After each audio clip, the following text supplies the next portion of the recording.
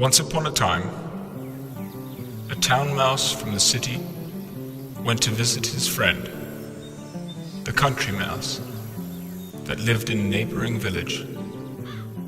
The country mouse put forth for his guest a meal of nuts, berries, and roots.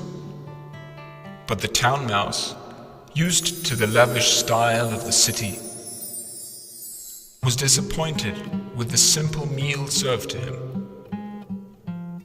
He said to the country mouse, "This food is ordinary and coarse. You should come to my home in the city. I will serve you a sumptuous meal." The country mouse was further intrigued by the town mouse's description of the city. There is so much fun and excitement in the city. What a thrilling life I lead, so different from the slow and boring life you have in the country.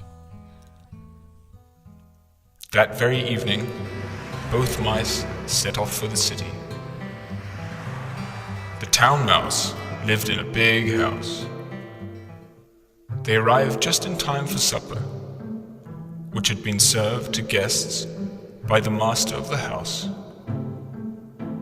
The country mouse gathered together a heap of food comprising of fruits, meats, and bread, and made themselves comfortable in a corner of a large room. The variety and richness of the food was staggering, and the country mouse was delighted to have such a luxurious meal. Suddenly, the room door creaked open, and a servant walked in. The mice had to scramble for cover, lest they should be seen.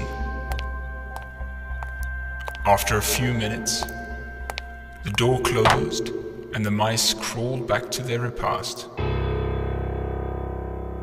The door opened a second time, and the two uninvited guests were again required to hide.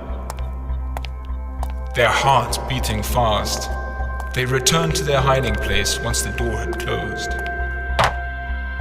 The third time the door opened, a little boy walked in, followed by his English terrier. The dog, suspicious of the strange smell coming from the corner of the room, started to sniff frantically. The town mouse, alerted by the danger, ran to a hole that he had made in the wall anticipating such danger.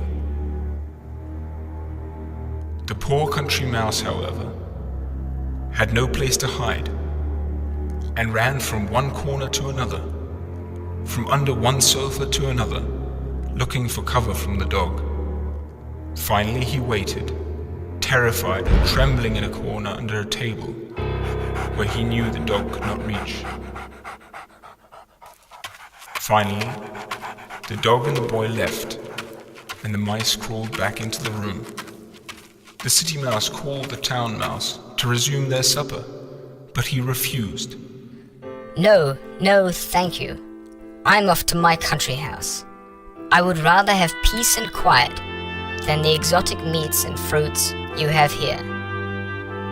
I am happy in my country home. And with that, the country mouse scurried off, back to his boring but simple and happy home.